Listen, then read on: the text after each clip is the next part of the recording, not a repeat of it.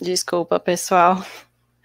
Boa noite a todos. Sejam bem-vindos a mais uma palestra. Eu sou a Priscila, uma mulher branca de cabelos castanhos e cacheados na altura dos ombros, e estou vestindo uma blusa azul marinho. Eu estou aqui para ser a host do José Estevam. Ele é cientista de dados na Data Science Brigade. Boa noite. É mestrando na área de inteligência computacional na UFRN, mora em Natal, trabalha de forma remota há mais de 3 anos na área de dados e machine learning, e ultimamente tem explorado pesquisas na área de NLP e Auto Machine Learning. Lembrando que as dúvidas devem ser enviadas pelo canal do Discord, lá na trilha PEP8, e ele vai apresentar a palestra Uma Introdução ao Auto Machine Learning com Python. Seja bem-vindo e boa palestra. Boa noite. Boa noite.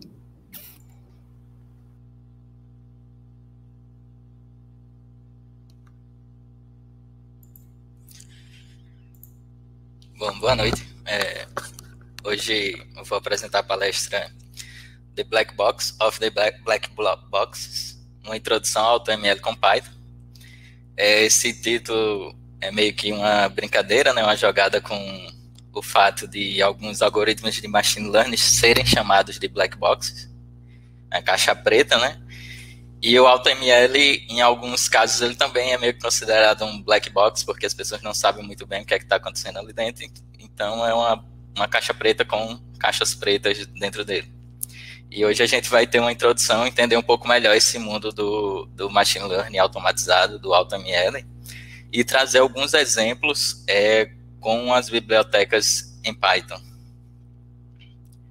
Bom, primeiro vou me apresentar seguindo o exemplo da Priscila, né? Eu sou um homem branco com cabelo e barba pretos, óculos quadrado, tenho uma parede branca no fundo com alguns quadros, tem ali o quadro do Mr. Robot, e à minha direita tem um quadro branco com algumas anotações.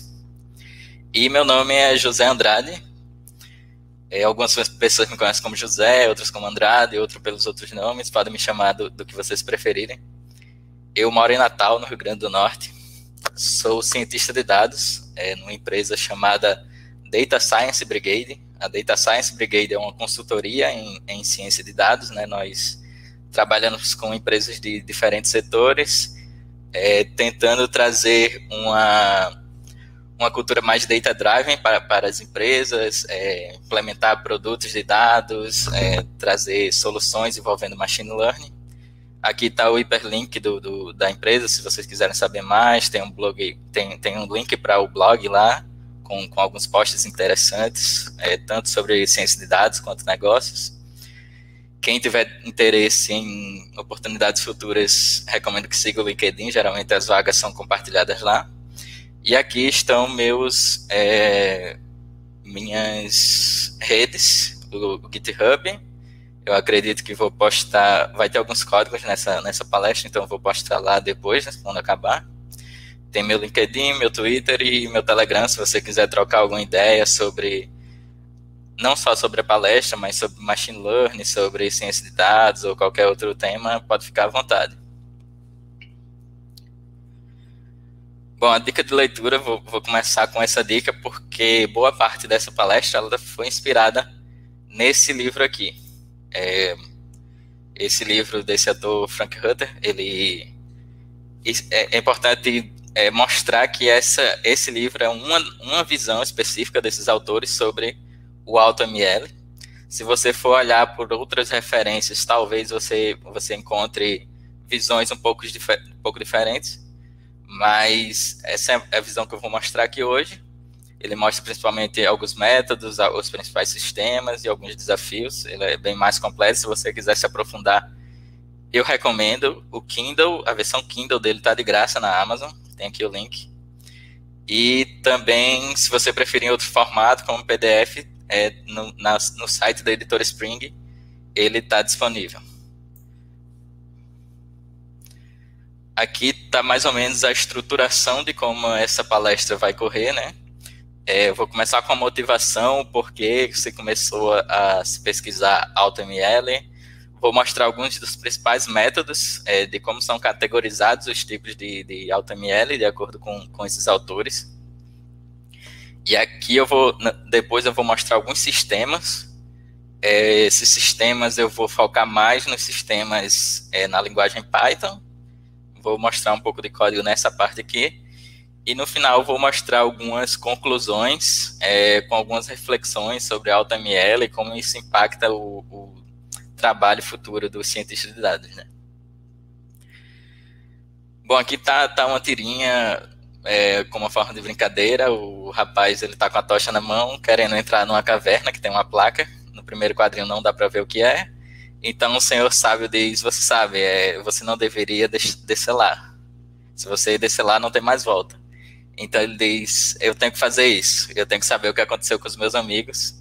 Então ele desce e no último quadrinho mostra que a placa está escrito AutoML e o senhor sábio chama ele de tolo. Bom, vamos começar com a motivação. Por que se começou a desenvolver AutoML, começou a fazer pesquisa nessa área. Mostrando aqui um pouco o fluxo do desenvolvimento de um projeto de Machine Learning. Machine Learning, nós extraímos informações a partir de dados, né? Nós desenvolvemos programas de computador sem explicitamente programar para aquela tarefa. Mas aí você tem algumas etapas nesse processo. O primeiro é a coleta de dados. Então você vai coletar os dados e então você vai tratar esses dados. Essa parte de tratar os dados, você vai ter a limpeza dos dados e o que a gente pode chamar de codificação ali. Que seria, a limpeza seria remover duplicados, remover features que não devem entrar no modelo, como IDs, verificar correlações, verificar vazamentos de dados, né, fazer o split dos dados em treino e teste, validação. E nessa etapa a gente também vai tratar valores nulos, datas, textos, filtros categóricos, e só então a gente manda isso para essa etapa que a gente tem que prestar atenção para essa palestra, que é a etapa de seleção de features e engenharia de features e seleção de modelos, que é onde o AutoML ele vai atuar mais. E então, uma vez que a gente tem um modelo definido com o tuning dos hiperparâmetros feitos, nós vamos para a etapa de predição, para a interpretação do modelo. E a motivação que, pelo menos, a maioria dos artigos de AutoML cita é que existe uma alta demanda na área de IA e uma baixa oferta de mão de obra especializada. Segundo o Fórum Econômico Mundial, 58 milhões de empregos em IA até 2022 vão ser criados. E estima-se, segundo o Instituto de Pesquisa de Tencent, que em 2007 havia apenas 300 mil engenheiros de IA no mundo, enquanto milhões são necessários. Então, é indicativo que existe essa alta demanda, porém uma baixa oferta de mão de obra realmente especializada, que entende como fazer a seleção do tuning dos hiperparâmetros. Então, a solução o AutoML, é uma possível solução, em que ele vai fazer automaticamente essa etapa de engenharia de features, seleção de algoritmos e otimização de hiperparâmetros. Então, nós temos aqui na primeira definição o que é AutoML. Podemos dizer, segundo a Wikipédia, né, é o processo de automatizar o passo a passo da aplicação de aprendizado de máquina, aplicando isso a problemas do mundo real. Então, o AutoML ele meio que tem essa intenção de levar para a mão de um não especialista no assunto o poder do Machine Learning. Então, vamos ver aqui, tem uma ideia dos principais métodos que esse autor categorizou o AutoML. Primeiro, a otimização de hiperparâmetros.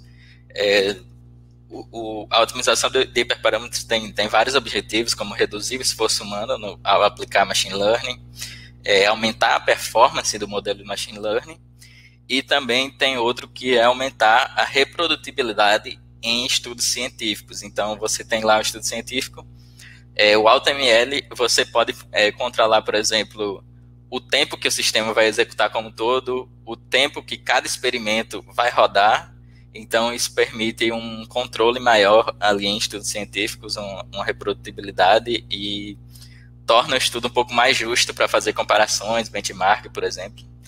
E aqui nesse contexto surge essa palavra-chave chamada cache, C-A-S-H, que é a seleção do algoritmo, do modelo de machine learning, e a otimização dos hiperparâmetros desse modelo de forma combinada, de forma simultânea. Então, imagine que você tem diversos algoritmos, tem uma árvore de decisão, você vai ter um SVM, você vai ter um KNN, e cada um desses algoritmos, ele vai ter seus hiperparâmetros. O KNN vai ter o K, a árvore de decisão vai ter o tamanho da árvore, por exemplo. Então, cada um vai ter hiperparâmetros que você tem que otimizar para melhorar o desempenho do seu algoritmo.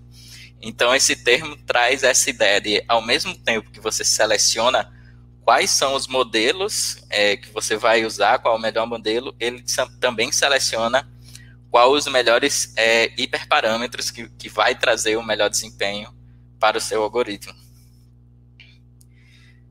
A outra categoria é chamada de meta-learning, meta-aprendizado, que é a ideia de aprender a aprender. Nessa categoria, geralmente, o que é que o AutoML faz? Ele vai observar como diferentes abordagens performam, executam determinadas tarefas, por exemplo, tal modelo vai performar bem nesse determinado conjunto de dados. Então, ele vai conseguir extrair features, meta-features, desse conjunto de dados, e ele vai entender como o modelo aprende a partir dali. Então, ele consegue reaproveitar, a partir dessa experiência, reusar hiperparâmetros que foram bem um certo tipo de conjunto de dados em um conjunto de dados parecido, por exemplo. E com o surgimento do Deep Learning, o Deep Learning ele cresceu bastante, principalmente por causa do seu desempenho em tarefas de processamento de imagem, processamento de voz, de texto. Então, começou a surgir pesquisas em busca de arquitetura de redes neurais. Por quê? Porque o Deep Learning, ele geralmente, o sucesso dele, um dos motivos do sucesso dele, é que ele automatiza a etapa de engenharia de features, por exemplo. Então, com a rede convolucional, você consegue extrair algumas features ali da imagem já na própria arquitetura dele. Porém, ele demanda o que a gente pode chamar de uma engenharia de arquitetura.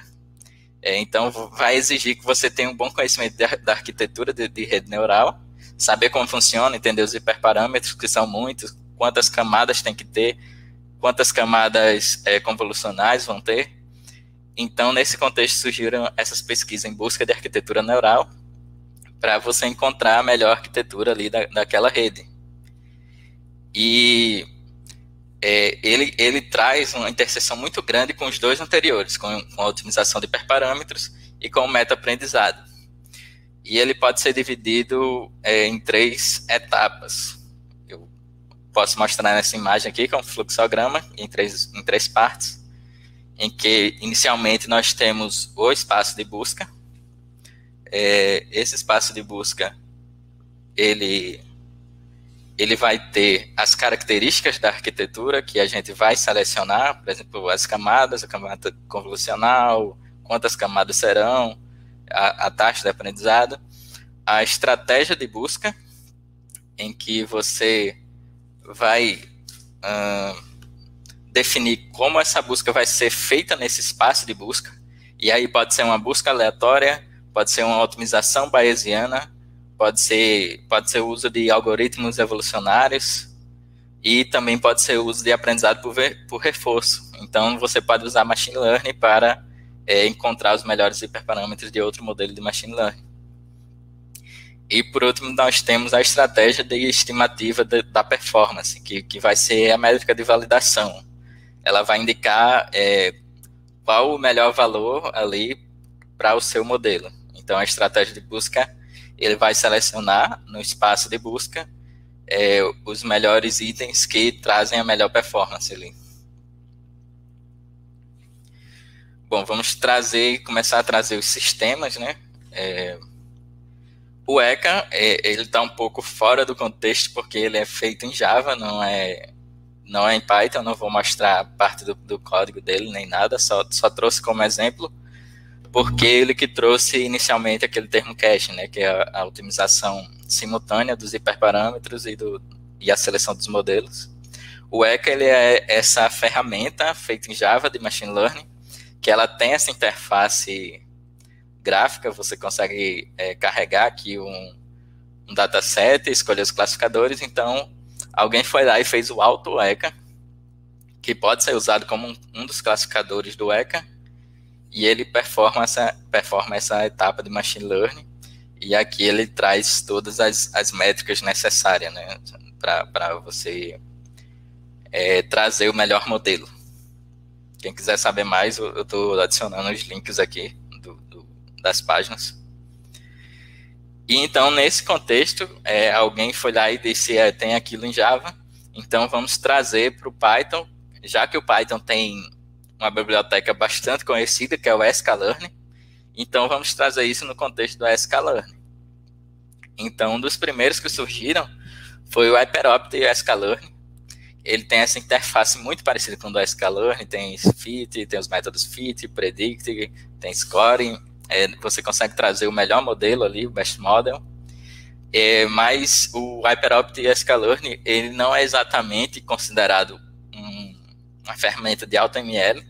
Ele é mais considerado como um template para você aplicar AutoML, porque ele não traz só o algoritmo padrão dele, mas você consegue montar o seu. Você pode indicar qual é o domínio de busca que você quer. Você indica aqui quais os parâmetros que você quer que sejam testados. Você pode trazer uma função objetivo, que pode ser acurácia, F1 score, qual função que você quer ter o melhor resultado, e também o algoritmo de otimização. Ele já traz alguns por padrão, como a busca aleatória, tree of parsing,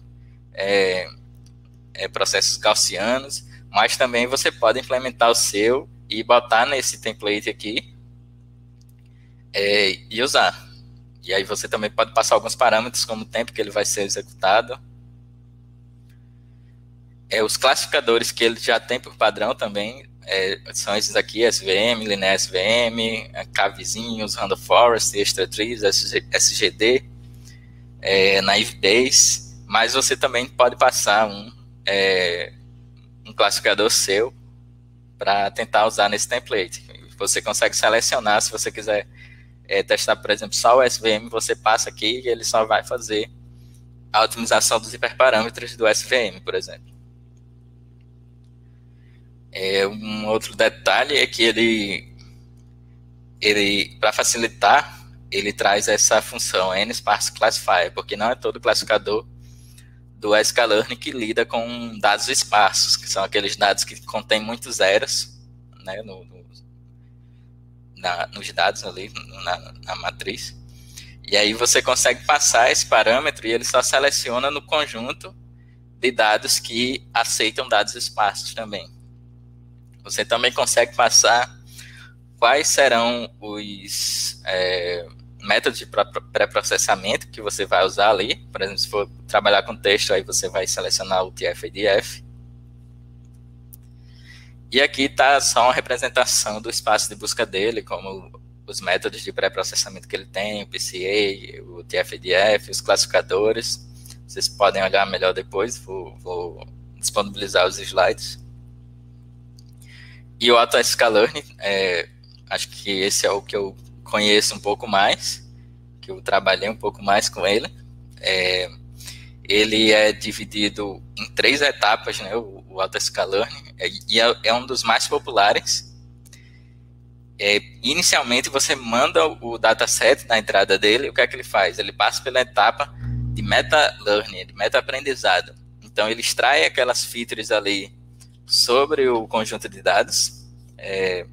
Essas features são, por exemplo, a quantidade de linhas, a quantidade de features, a simetria da distribuição do conjunto de dados, a entropia dos targets da variável alvo. E aí, com base nisso, ele encontra conjuntos de dados parecidos que ele já foi executado antes, e ele seleciona modelos que já performaram bem naqueles conjuntos de dados. Então, ele já manda para a próxima etapa esse conjunto de dados com uma otimização inicial. Então, ele não vai olhar em todos os espaços de busca dos classificadores, ele vai olhar nos que provavelmente vão ter um desempenho melhor. Então, ele passa aqui por essa etapa de otimização bayesiana, que é a ideia da otimização é trazer o valor mínimo ali de uma função f de x, né? Então, ele faz essa otimização bayesiana para tentar encontrar quais são os algoritmos melhores, classificadores, e os melhores hiperparâmetros. E uma das melhores jogadas dele é que ele manda isso, não manda direto somente o melhor modelo para a saída. Ele vai construir um assembly, ou comitê de modelos, que é quando um assembly é quando a gente junta diversos modelos diferentes de machine learning em um só, que é uma técnica que geralmente traz um desempenho melhor para esse resultado final, né, que a gente quer. Aqui está um pouco da lista dos algoritmos de classificação que está disponível nele, dos métodos de pré-processamento também, o KNN, o AdaBoost. Ele é bem focado nos algoritmos mais tradicionais, não tem redes neurais, né, porque redes neurais geralmente trazem uma quantidade muito grande de hiperparâmetros, então acabaria tomando muito tempo dessa busca.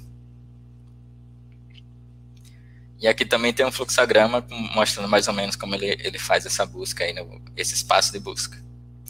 Então, como as redes neurais elas têm esse espaço muito grande, eles foram lá e desenvolveram o AutoKeras, né? O AutoKeras, ele é construído não em cima do sklearn, mas do Keras, que ele tem ele faz parte daquela categoria de busca de arquitetura de redes neurais. Então, o que ele vai fazer é tentar buscar a melhor arquitetura. E um detalhe é que ele traz classificador para cada tipo. Então, ele tem um classificador para dados estruturados, um classificador para dados de imagens e outros para dados textuais. Porque aí ele consegue trazer quais são as arquiteturas que vão performar melhor naquele tipo de dado. Por exemplo, com imagem, geralmente vem uma rede convolucional, coisas desse tipo. O TPOT, ele é um outro sistema que ele busca otimizar o pipeline do machine learning. Então, o resultado final dele é um pipeline. É mais ou menos isso aqui. Isso aqui é um exemplo de um pipeline que ele vai trazer como resultado. Então, você tem um conjunto de dados, ele pode fazer cópias ali desse conjunto de dados para entrar nesse pipeline. Então, uma cópia pode ser para um conjunto de features polinomiais, o outro vai para um PCA, que também é uma etapa de pré-processamento. Então, ele vai para a próxima etapa do pipeline, que é a combinação das features. Ele vai para outra etapa de pré-processamento, que é essa parte de seleção de features, né? Um algoritmo de seleção de features, que ele vai eliminar features recursivamente. E então, ele vai para o classificador. O H2O, ele é uma biblioteca de machine learning escrita em Java, que possui bibliotecas para uso em R e Python. Ele busca trazer ML de forma escalável e facilitar esse processo de deploy, de botar um modelo de machine learning. E o H2O AutoML, ele é um módulo que inclui treinamento e tuning de diversos modelos, dado um tempo limite especificado pelo usuário. O que ele faz, o que o H2O AutoML faz, é uma busca aleatória, segredo da criação de stacked assemblies. Então, aqui também está incluída essa ideia de o resultado final não ser só um modelo, e sim um assembly dos melhores modelos. Um tweet famoso é da Erin, que ela é cientista-chefe do H2O. Então, o que é que ela fez? Ela rodou o H2O por 100 minutos em um conjunto de dados de uma competição do Kaggle e Com isso, com uma linha de código, ela conseguiu alcançar o 8º lugar nessa competição. Por último, vou falar do PyCaret. Não sei se é assim que pronuncia. Eu conheci há pouco tempo também. Eu vi falar na semana passada no LinkedIn, vi algumas pessoas falando. Então, eu acabei incluindo de última hora essa biblioteca na apresentação aqui. Na verdade, o PyCaret ele é uma biblioteca de automatização do fluxo de trabalho do desenvolvimento de uma aplicação de machine learning. Então, ela busca fazer esse gerenciamento dos modelos, ela tem esses 6 módulos de preparação dos dados, de treinamento do modelo, tuning dos hiperparâmetros, análise e interpretação, seleção de modelos, o logging dos experimentos. Então, o que ela busca fazer é automatizar algum desses processos para trazer mais produtividade para os cientistas de dados. E aqui tem um link que vocês quiserem dar uma olhada melhor depois. É um exemplo que ele consegue construir um AutoML com PyCaret e com o Power BI, que é uma aplicação bem interessante. Se a ideia do AutoML é trazer machine learning para os não especialistas do assunto, então o Power BI é uma boa ferramenta para isso, já que muitos analistas de negócio preferem usar o Power BI para analisar os dados. Então, me parece uma aplicação bem interessante essa aqui. Bom, agora eu vou mostrar um pouco de código aqui no Jupyter Notebook. Depois eu vou disponibilizar isso aqui no GitHub, para vocês brincarem um pouco. Mas eu vou mostrar aqui, começar com a HyperOpti. Isso aqui é um pouco parecido com o que eu já mostrei. Como eu já tinha falado, alguns modelos não têm suporte a dados esparsos, então você pode usar esse sparse classifier. Aqui eu carreguei um conjunto de dados de texto. Então você faz aqui o fit do modelo, muito parecido com a sklearn, e ele vai rodando tentando diferentes estratégias. Aqui eu botei um tempo limite de alguns minutos, então ele vai rodando cada trial, cada tentativa dentro desse período de tempo aí. E ele vai entregar aqui o melhor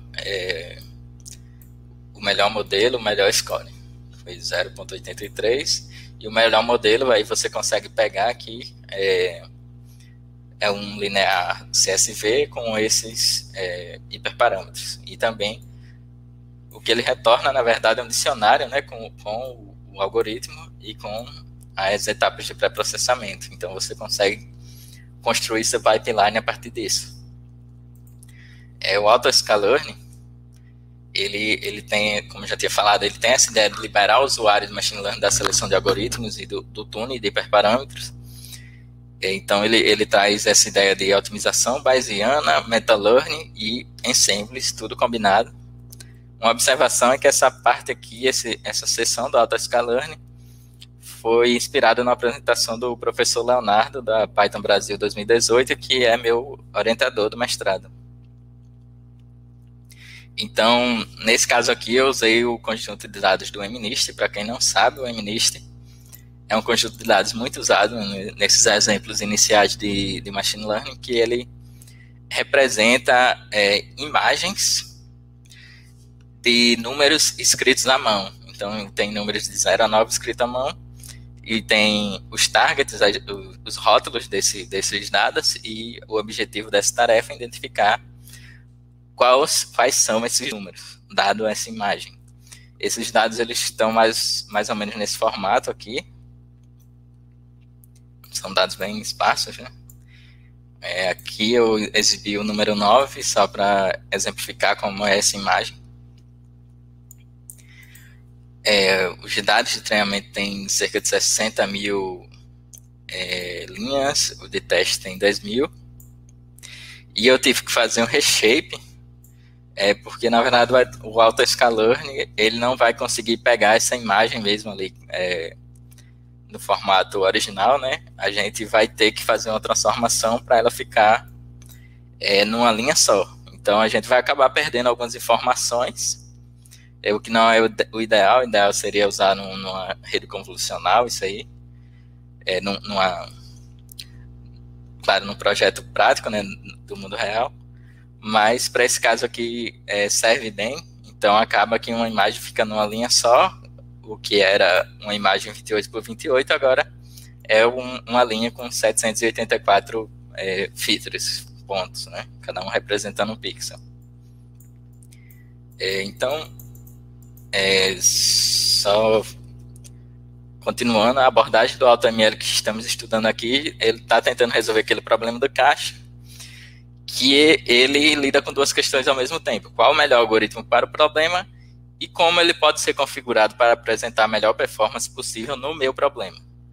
Então, lidar com essas questões ao mesmo tempo que permite que o AutoScaler identifique um modelo que já é configurado e que se espera que tenha uma boa performance no problema de entrada. Então, para isso, nós precisamos fazer um setup inicial aí no AutoScaler, com alguns parâmetros da classe AutoScaler Classifier. Os principais são esses três aqui, dos que a gente mais usa. O time left for this task, que vai ser o tempo total que o sklearn vai ter para selecionar e configurar todos esses algoritmos. Em geral, isso depende de quais algoritmos você permite que o AutoScaler teste e de quanto tempo ele vai levar. Eles levam para rodar no seu problema. Na prática, o tempo total deve permitir que o AutoScaler rode pelo menos 1000 experimentos. Ou seja, testar 1000 algoritmos e configurações diferentes. O per runtime limit é o tempo máximo que um único algoritmo e configuração pode usar. Isso depende também de quais algoritmos você vai usar. Em geral, você não deve permitir que um único algoritmo use mais de 1% do seu tempo total de execução, mas dependendo da aplicação, esse limite pode ser flexibilizado para 10%. Então, imagine que você deixa isso aí rodando por 20 horas e um único algoritmo tome 10 horas. Então, isso não é legal, não vai dar para ele selecionar bem ali no espaço de busca. Então, a gente acaba botando essa limitação por rodada, né, também. E aqui a estratégia de reamostragem, né, é o que ele usa internamente para separar o subconjunto de treino e validação. Rollout é a mais simples, a padrão, mas você pode usar a validação cruzada ou outras técnicas. O código abaixo, eu configurei para ele rodar em 20 minutos para selecionar e configurar um algoritmo de alta performance, usando o rollout e o limite para cada teste um máximo de 2 minutos. Essa é uma configuração muito pequena, assim, foi só para teste mesmo. No padrão, o AutoScaler ele permite que se rode por 1 hora, mas isso ainda não é suficiente em cenários práticos. Então, para vocês terem uma ideia melhor do que o AutoML não é essa bala de prata, né? No cenário prático, você vai usar isso por 24 horas a 72 horas.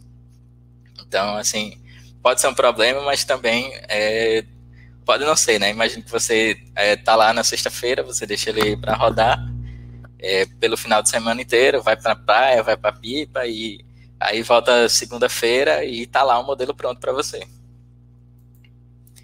Então aqui tá como a gente declara esse AutoML, como a gente faz o fit. E aí o retorno dele é esse objeto AutoML, que fornece esses métodos para a gente fazer a predição, né? Então ele vai funcionar parecido com o sklearn também, né? Tu vai ter o predict. Então, aqui a gente consegue ver os rótulos que ele predisse aí, que ele conseguiu predizer. E aqui, só para a gente ter uma ideia de como ele performou, eu plotei essa matriz de confusão. Para quem não sabe, uma matriz de confusão, o ideal é que os resultados estejam nessa linha, né? E aqui eles significa que ele está performando relativamente bem. E aqui está a acurácia, 0,96 Isso indica que ele está correto em aproximadamente 96,5% das vezes em que a gente pede para classificar um dígito escrito à mão. É um resultado relativamente bom, mas para quem usou esse dataset sabe que dá para alcançar resultados melhores. Com o SVM dá para alcançar 97%, com o Deep Learning 99%, mas é bom lembrar que o objetivo do AutoML é trazer Machine Learning para alguém que não tem ou tem pouco background ali em aprendizado de máquina. Então, para uma pessoa que sabe muito pouco de seleção de algoritmos, seleção de hiperparâmetros, já conseguir de cara um resultado nessa faixa é um resultado muito bom. O AutoScaLearning 2.0, ele saiu esse ano, se eu não me engano, em junho, saiu o artigo. Eu não testei ainda, mas tem o link aqui, caso alguém tenha interesse. Então, ele segundo o site, ele inclui algumas melhorias aí, né, incluindo aumento na velocidade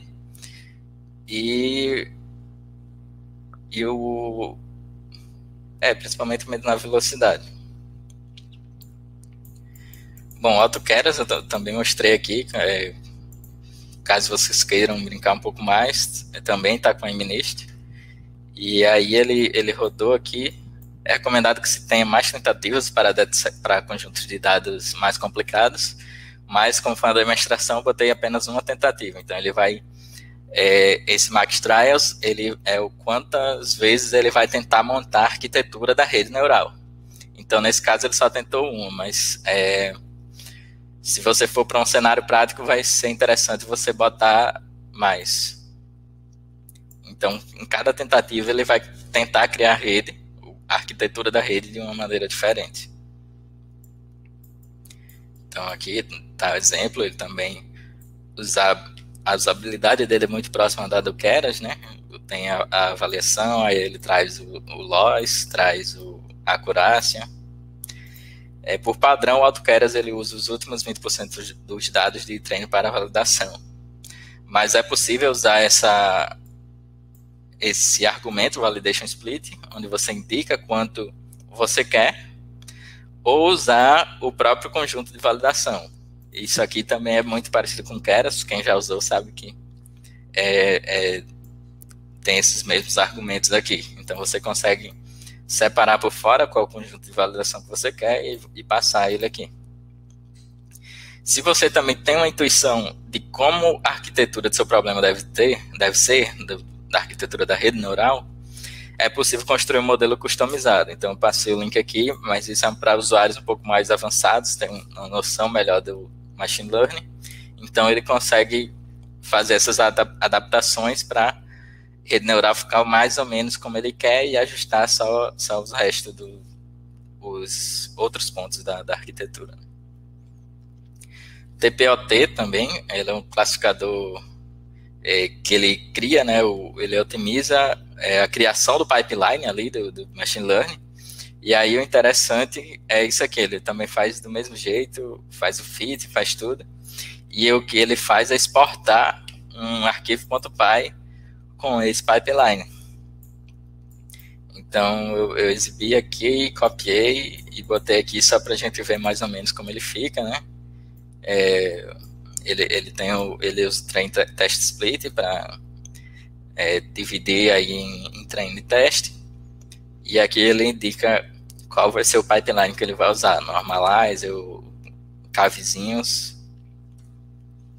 Também vou mostrar o H2O aqui. O H2O aqui ele é feito em Java, né? Aí a biblioteca Python só vai usar esse arquivo Java e chamar. Então ele mostra bastante coisa aqui, como rodou. Mostra a acurácia, diversas informações sobre as métricas, sobre todas as rodadas que ele executou. E aqui você consegue trazer uma planilha, né, leaderboard, com os melhores resultados. Então você não precisa necessariamente selecionar o melhor, você pode testar aí os melhores e ver como ele performou, quais métricas, diferentes métricas aqui. E por último eu vou mostrar o PyCaret, que é essa biblioteca que busca automatizar esse fluxo de trabalho de Machine Learning. Ele é uma ferramenta de gerenciamento de modelos que busca acelerar o ciclo de experimentação de Machine Learning e ajudar cientistas de dados a serem mais eficientes e produtivos. Então, eu peguei aqui o conjunto de dados de diabetes, que tem poucas features. Então, você faz o setup indicando qual é o alvo que você quer. Ele faz essa análise inicial, vê se tem dados faltantes, quais são as features ordinais ou não, tem várias informações. E ele faz essa busca de diferentes modelos e traz aqui quais tiveram melhor desempenho. Ele compara aqui, você consegue trazer o top 5, você consegue tunar o top 5, e aí você traz uma lista de acurácia para ver qual performou melhor. E o método AutoML dele, você passa uma métrica e ele retorna qual o melhor algoritmo. E outra coisa legal dessa biblioteca é que ele tem várias coisas para você fazer a interpretabilidade do seu modelo, né? Então, você consegue plotar aqui a performance, qual é a melhor feature, a curva ROC, você consegue ver como as features foram importantes em cada variável alvo. Você consegue salvar aqui o modelo. Então, essa parte termina por aqui, da parte prática. Vou finalizar só com algumas conclusões, né? Aqui na imagem tem um cientista de dados sentado num galho e com um serrote serrando o próprio galho, que o serrote seria ele ajudando a desenvolver AutoML. Então, só para refletir um pouco se isso aqui faz sentido ou não. Não é bem assim, o AutoML não é bala de prata. Ele traz diversas limitações. Por exemplo, ele não alcança o estado da arte em diversas tarefas, principalmente em relação ao processamento de texto, imagens e voz. Ele tem alguns problemas de transparência. Você não sabe como alguns desses sistemas não funcionam muito bem por dentro. Ainda não há implementações para sistemas de recomendação, reinforcement learning. E aí o AutoML não possui conhecimento do negócio, né? Então, o cientista de dados vai ser sempre importante nessa etapa. O que pode acontecer à medida que o AutoML ele vai melhorando sua performance ao longo dos anos é que hoje o cientista de dados ele já se concentra muito mais nas etapas de limpeza de dados e de preparação. Provavelmente o que vai acontecer é que isso vai ser cada vez mais verdade. Cada vez mais o AutoML vai tomar conta da seleção de features, de modelo, de engenharia de features. E o cientista de dados ele vai ser o cara que entende do negócio, então ele vai modelar como o problema vai acontecer, vai ficar mais tempo nessa etapa de limpeza de dados, também vai ficar mais tempo na etapa de interpretação. Então, é sempre importante que o cientista de dados ele esteja ali presente, e é importante que você saiba o que está acontecendo, mesmo que você use AutoML, você saiba o que é que está acontecendo ali por debaixo dos panos. Um exemplo que eu trouxe aqui do Mário Filho, no LinkedIn. Ele disse que está estudando o PyCaret, é uma lib muito legal, mas até pouco tempo, até 28/10, mês passado, ele fazia o pré-processamento antes do split. Ou seja, ele estava vazando informação da validação. Então, é aquela coisa, não tenha medo da automação, mas sempre verifique os detalhes. Verifique saiba como as coisas funcionam por baixo, para caso você precise adaptar, caso você precise resolver algum problema. Bom, acho que é isso. Aqui tem algumas referências, né? A palestra que eu comentei, tem alguns blogs interessantes do Data Hackers. Obrigado. Obrigada, José. Foi uma ótima palestra.